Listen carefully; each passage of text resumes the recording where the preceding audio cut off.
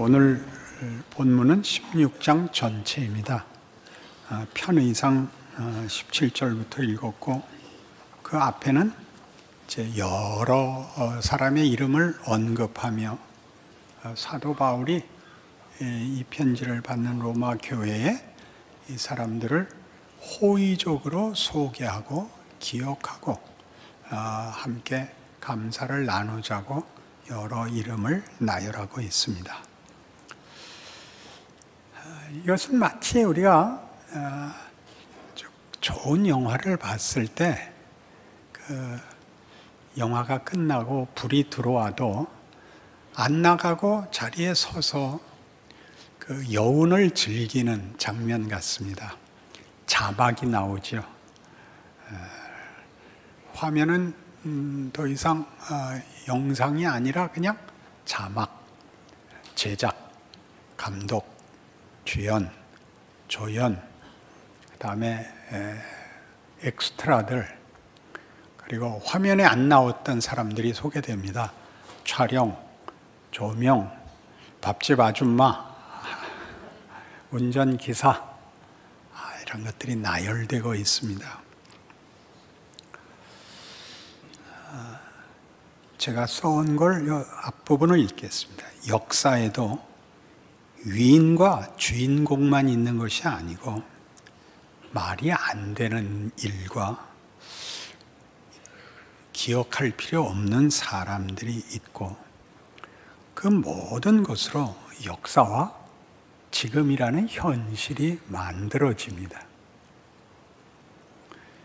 우리가 의심하거나 거부한다고 역사가 바뀌지 않듯이 우리가 하는 모든 결정과 혹은 외면이 미래를 결정합니다. 그렇다면 다만 체념이나 외면 같은 것으로 비겁하게 살 수는 없다. 이것이 로마서 16장이죠. 여기 나열된 사람들은 중요한 사람들이 아니고, 또 뒤집어 보자면 바울이 일하는데 결정적인 순간에 한 손씩 보태준 사람들이기도 합니다. 아무것도 아니고 결정적인 사람들인 것이죠. 우리는 오늘 읽은 17절에 형제들아 내가 너희를 권하노니 너희가 배운 교훈을 거슬러 분쟁을 일으키거나 거치게 하는 자들을 살피고 그들에게서 떠나라, 이런 것들을 말하자면 우리의 긍정적인 책임으로 이해하지 않습니다. 여기 나온 이런 말들은 이런 큰 그림, 로마서가 가지는 큰 그림, 가장 중요한 접속사가 3장 21절에 있는 그러나였습니다.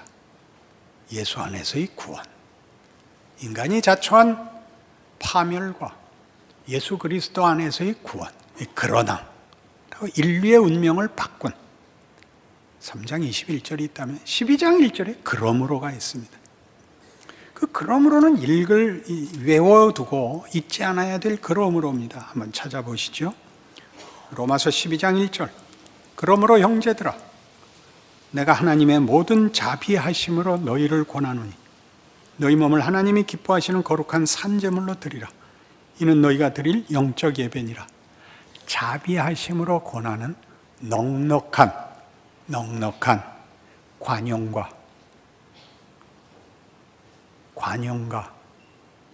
배품을 근본적인 본질로 담아 신앙은 요구되는 것입니다.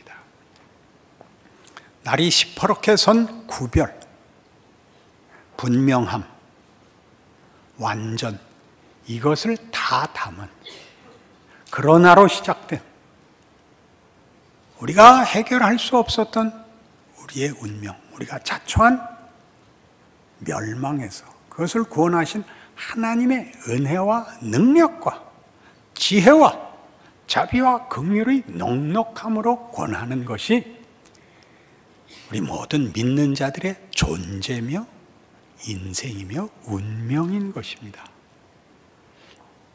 이걸 분명히 하기 위한 이분법으로 자꾸 좁아지지 마시고 그 분명한 것이 하나님의 은혜로 말미암아 분명해졌다는 걸 알아 마음껏 열어놓으시라고 이 많은 사람을 나열하고 있습니다. 아무것도 아닌 사람들을 나열하고 있죠. 본인이 볼 때는 아무것도 아니지만 아무것도 아닐 수는 없다. 예수로 구원한 존재요 운명이다. 그러므로 형제들아 내가 하나님의 모든 자비하심으로 너희를 권하노니가 나오는 것입니다. 우리 같은 12장에서는 이렇게 됐었죠. 14절 이하입니다. 너희를 박해하는 자를 축복하라. 축복하고 저주하지 말라. 즐거워하는 자들과 함께 즐거워하고 우는 자들과 함께 울라. 서로 마음을 같이하며 높은 데 마음을 두지 말고 도리어 낮은 데 처하며 스스로 지혜 있는 채 하지 말라. 아무에게도 악을 악으로 갚지 말고 모든 사람 앞에서 선한 일을 도모하라. 할 수 있거든 너희로서는 모든 사람과 더불어 화목하라. 내 사랑하는 자들아 너희가 친히 원수를 갚지 말고 하나님의 진노하심에 맡기라. 기록되었을 때 원수 갚는 것이 내게 있으니 내가 갚으리라고 주께서 말씀하시니라. 네 원수가 줄이거든 먹이고 목마르거든 마시게 하라. 그리함으로 네가 숯불을 그 머리에 쌓아 놓으리라. 악에게 치지 말고 손으로 악을 이기라. 놀라운 얘기였죠. 악을 제거하는 것, 심판하는 것, 징벌하는 것이 우리의 가장 중요한 책임이 아니라 거기에 시험받지 말고 그 싸움하지 말고 우리만이 할 수 있는 선한 역할을 하랍니다. 우리는 이 일이 만만치 않습니다. 선한 역할을 하려면 굉장히 능력이 있어야 된다고 생각을 합니다. 그러나 오늘 본문이 나열한 이 이름들은 우리에게 이런 사실을 깨우칩니다. 우리 잘 아는 예를 들어서 벤허죠. 벤허라는 영화. 물론 주인공은 당연히 벤허입니다. 벤허 혼자 나오면 영화가 성립이 안 되고 스토리를 담아낼 방법이 없습니다. 상대역이 있어야 됩니다. 악역 메살라. 따지고 보면 벤허는 메살라가 죽은 다음부터는 재미없습니다. 그 뒤는 설교가 되거든요. 알아들으셨을까요? 거기를 자르자고요? 그렇게 하지 마시고 그 뒤에 설교가 힘을 얻는 것은 메살라덕입니다. 거기서 배너하십시오. 그런데 그 당시에 배너를 제작할 때 원래 제작진에서 그 역할을 제안한 상대는 록 허드슨이었습니다. 록 허드슨은 미국의 최고의 대표적인 미남입니다. 우리가 아는 미남을 넘어서 미국식, 미국 규격에 맞는 미남입니다. 크죠. 자이언트라는 영화에도 나왔던 멋진 미국을 대표하는 사람입니다. 거절했습니다. 굉장히 비싼 개런티를 약속했는데 거절했죠. 굉장히 잘한 짓이라고 생각합니다. 왜냐하면 거기를 멋진 배우가 맡았으면 우리는 스토리를 읽지 않고 배너 사진만 갖고 돌아다녔을 겁니다. 안 그렇습니까? 못생긴 거는 굉장한 깊이를 가지게 됩니다. 그렇게 말을 해도 맞나? 그런 배우 중에 하나가 더스틴 호프만입니다. 아시죠? 모간 프리만이죠. 못생겨서 사람들이 그 사람을 기억하지 않고 그의 연기에 몰입됩니다. 그러니 찰턴 헤스턴이 배너를 맡은 것은 거의 예정의 수준인 것입니다. 그 사람만큼 스토리를 잘 담아낼 수 있는 사람은 없습니다. 왜요? 고운 모양도 없고 풍채도 없었으니까요. 여러분 자신의 조건에 대하여 불만하지 마십시오. 하나님 무엇을 담는가의 문제입니다. 욥기 할 때 인용했던 이런 시가 있습니다. 밤은 1000개의 눈을 가진다.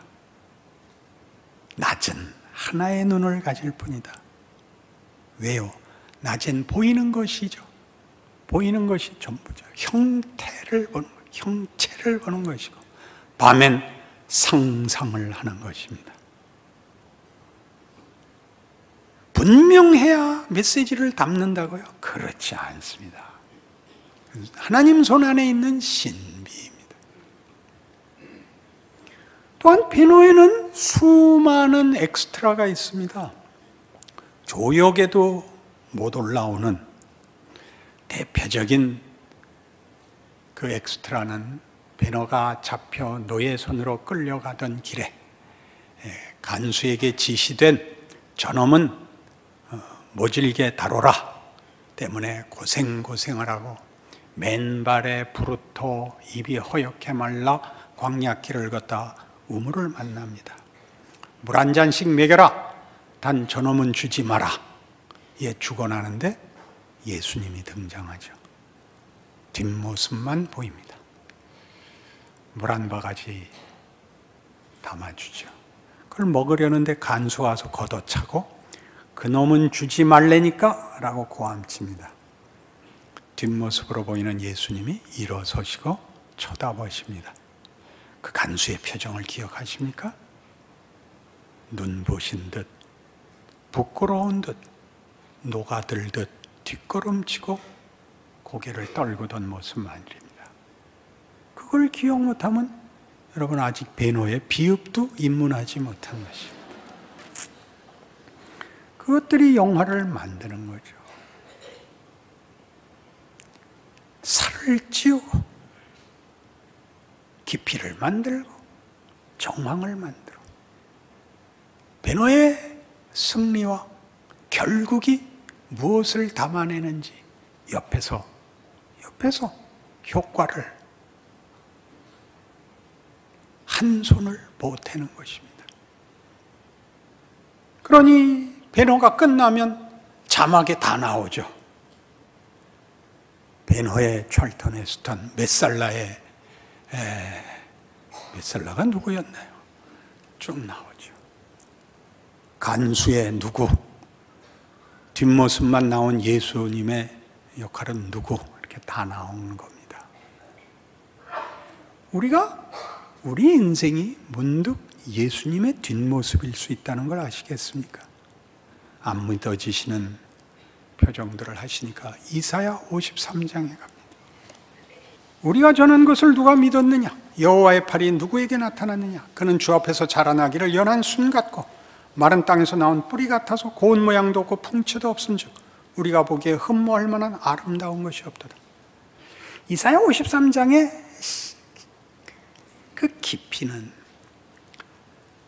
메시아가 와서 어떤 고난을 받을 것인가에 관한 예언입니다. 정확히 이 예언이 다 맞아떨어지죠.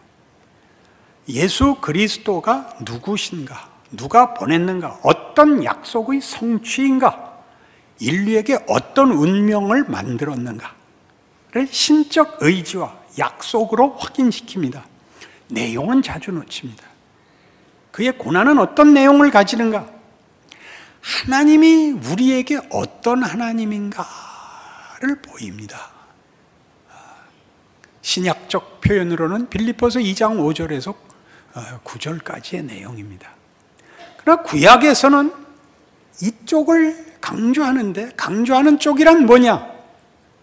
인류 모두가 처한 상황까지 온다입니다. 우리를 구원하기 위하여 위에서 힘으로 붙들어가는 것이 아니라 찾아와 동참하여 우리를 항복시킵니다. 거기에 들어옵니다. 어떤 모양으로? 연한 순 같고 마른 땅에서 나온 뿌리 같아. 고운 모양도 풍채도 없어. 흠모할 것이 없는 모습으로 하나님의 일하심의 구체성, 인류 모두를 품는 넓이가 여기 증언됩니다. 여러분들이 가지는 억울함, 열등감, 자책, 자폭, 그 자리까지 오십니다. 예수가.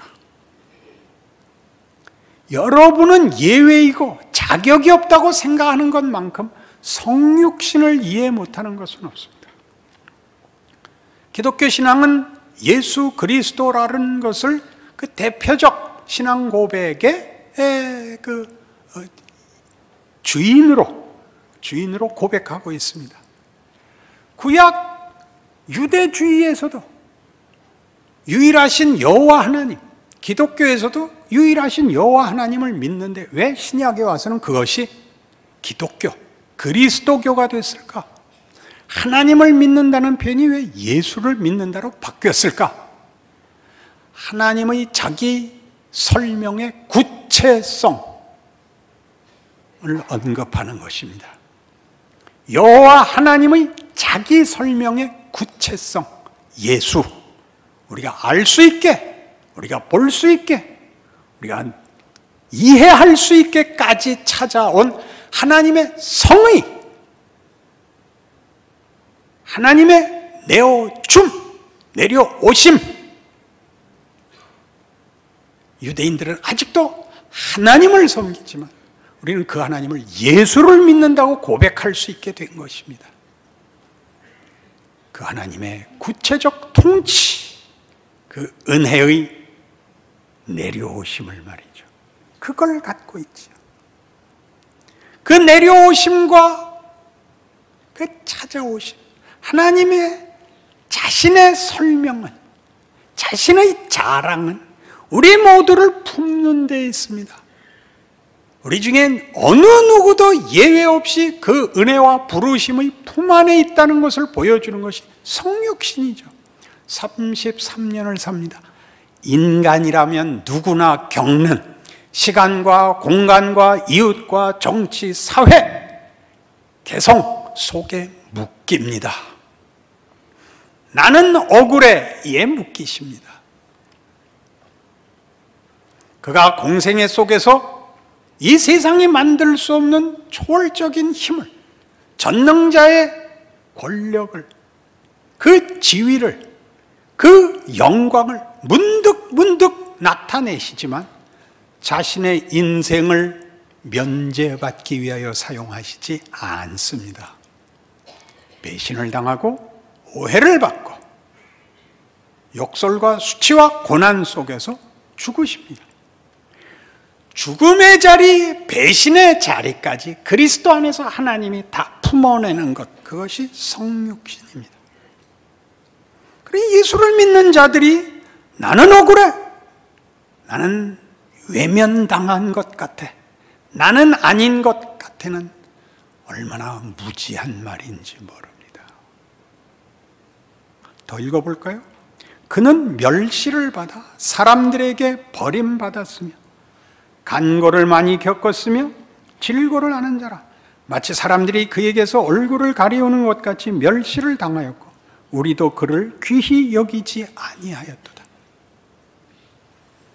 여러분, 누구와 얘기할 때 제일 많이 하시는 얘기 이거여야 됩니다. 정답 말고. 너 그래봤자 소용없잖아. 네가 견뎌야 돼. 그 말 하지 마시고. 난 네 고난 알아. 이게 제일 고맙죠. 너 어렵겠다. 그 말을 하셔야죠. 아무나 못하죠. 누가 내 고난을 알아만 주면, 내가 얼마나 가슴 아픈지를 이해만 해주면, 아니 한 발 더 양보해서 들어만 줘도 견딜 것 같지 않아요? 그게 성육신이라니까요. 듣기만 하신 것도 아니고 해결을 해주신 것이 아니라 거기까지 하나님이 구체적으로 품으시는 것, 성육신입니다. 우리가 무엇을 해야 되고 만족시켜야 되는 것은 명예에 관한 일입니다. 믿음에 속한 우리의 자랑이고 영광이지 조건으로는 요구되지 않습니다. 더 볼까요? 그는 실로 우리의 질고를 지고 우리의 슬픔을 당하였거늘 우리는 생각하기를 그는 징벌을 받아 하나님께 맞으며 고난을 당한다 하느라. 그가 찔림은 우리의 허물 때문이요 그가 상함은 우리의 죄악 때문이라. 그가 징계를 받음으로 우리는 평화를 누리고 그가 채찍에 맞음으로 우리는 나음을 받았다. 우리는 다 양 같아서 그릇 행하여 각기 제 길로 갔거늘 여호와께서는 우리 모두의 죄악을 그에게 담당시키셨도다. 우리 때문에 억울한 짐을 지셨다. 우리 때문에 고난을 당하셨다. 그 정도가 아니라 우리가 받아야 되는 그 못난 자리까지 내려오셨도다. 그런 얘기입니다. 채찍에 맞을 자리까지, 비난을 받는 그 못난 자리까지, 당신이 받지 않을 비난의 자리, 우리가 늘 받는, 당연히 받을 비난의 자리까지 내려오셨었도다. 승질은 부리세요. 그거 어떻게 살살 말해요. 그 미련함과 무지함이 평생 나를 잡아 늘 억울하게 했거든요. 하나님 억울합니다. 나 진심 있는데 이게 뭡니까? 그게 제 발목을 잡았었지.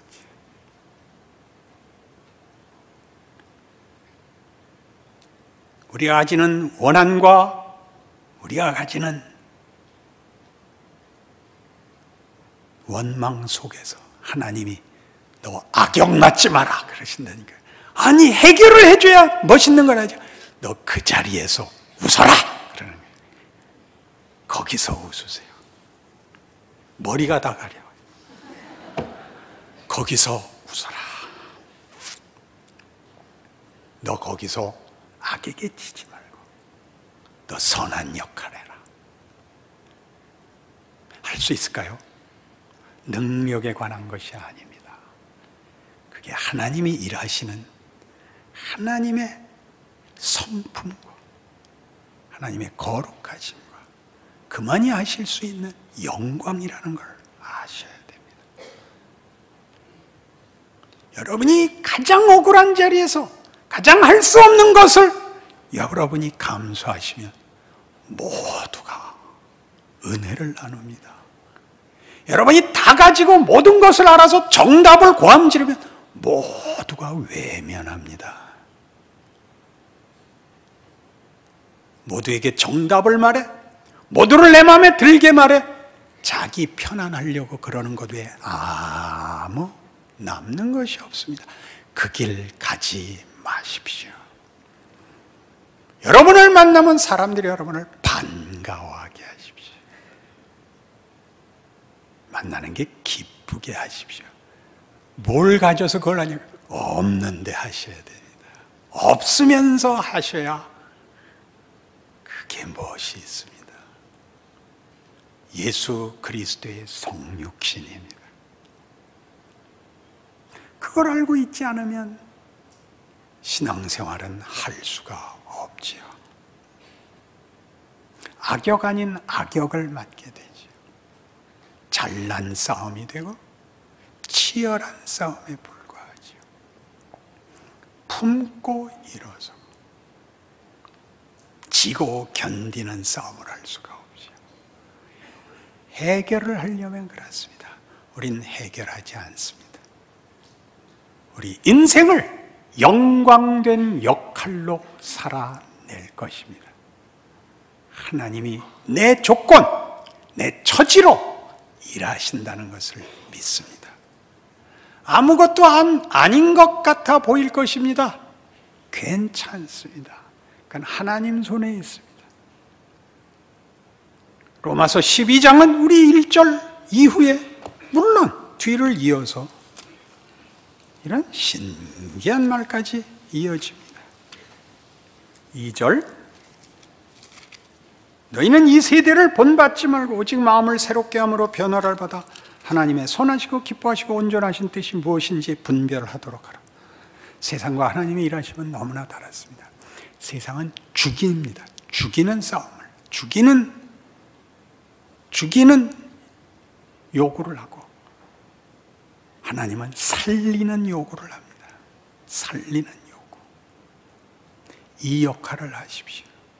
그래서 3절에 내게 주신 은혜로 말미암아 너희 각 사람에게 말하노니 마땅히 생각할 그 이상의 생각을 품지 말고 오직 하나님께서 각 사람에게 나누어 주신 믿음의 분량대로 지혜롭게 생각하라. 나서지 마라. 너 할 일 해라. 우리로선 지금 내 역할과 내가 묶여있는 컨텍스트가 무엇을 위한 것인지 알 수가 없습니다. 늘 알 수가 없습니다. 배노, 늘 알 수가 없죠.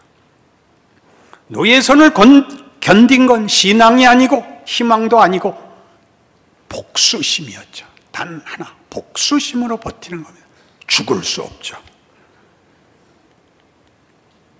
그땐 살아남아야 되는 것이죠. 그가 그런 우여곡절 끝에 사회적 신분과 지위를 갖고 돌아올 수 있게 될 줄 누가 알았습니까? 그땐 모릅니다.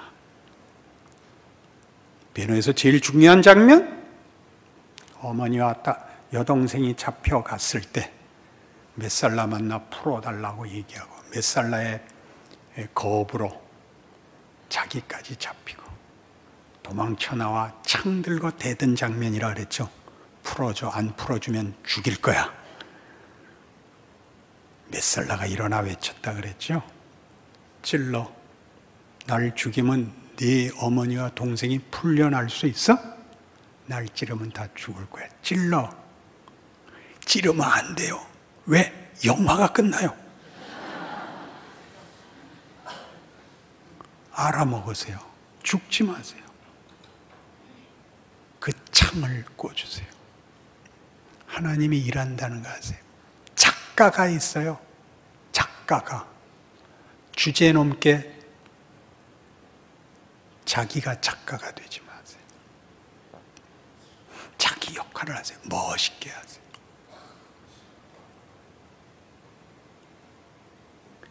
에베소서 5장, 그러니까 신약 성경은 매 서신서에서 동일한 권면을 합니다. 에베소서 4장 25절. 4장 25절. 그런즉 거짓을 버리고 각각 그 이웃과 더불어 참된 것을 말하라. 이는 우리가 서로 지체가 됨이라. 분을 내어도 죄를 짓지 말며 해가 지도록 분을 품지 말고 마귀에게 틈을 주지 말라. 도둑질하는 자는 다시 도둑질하지 말고 돌이켜 가난한 자에게 구제할 수 있도록 자기 손으로 수고하여 선한 일을 하라. 무릇 더러운 말은 너희 입 밖에도 내지 말고 오직 덕을 세우는 데 소용되는 대로 선한 말을 하여 듣는 자들에게 은혜를 끼치게 하라. 하나님의 성령을 근심하게 하지 말라. 그 안에서 너희가 구원의 날까지 인치심을 받았느니라. 너희는 모든 악독과 노함과 분냄과 떠드는 것과 비방하는 것을 모든 악의와 함께 버리고 서로 친절하게 하며 불쌍히 여기며 서로 용서하기를 하나님이 그리스도 안에서 너희를 용서하심과 같이 하라. 윤리 도덕이 아니에요. 명예로운 역할을 맡으세요. 하나님의 자기 자랑을 기억하세요. 죄인들을 참으사 자기를 내어주셔 항복시키는 하나님의 자기 자랑, 자기 영광을 기억하세요. 예수를 믿고 인생을 사는 것은 그 영광과 명예를 누리는 길이다. 기억하세요. 상대나 상황이 억울할 때 웃으세요. 침묵하세요. 양보하세요.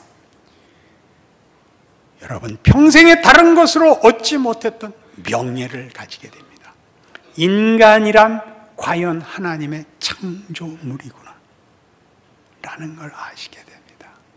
힘으로 이기면 영혼은 말라버립니다. 여러분 자신을 위해서 여러분의 인생을 자랑으로 채우기 위하여 성경의 말씀을 따르십시오. 웃음에 조롱을 담지 마십시오. 웃음에 친절과 기쁨을 담으십시오. 여러분의 존재가 비난과 두려움이 되지 마십시오. 멋있으십시오. 기도하십시다. 하나님 아버지 은혜를 감사합니다. 우리의 인생을 고함지르지 않고 웃으며 기뻐하며 살겠습니다. 나를 만나는 사람들이 반가워하게 하겠습니다.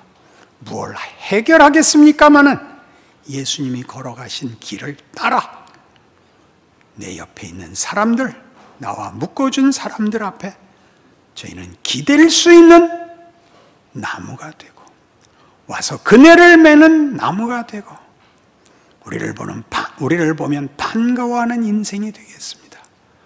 그 명예를 놓치지 않는 우리 인생이 되게 하여 주시옵소서. 예수님 이름으로 기도합니다.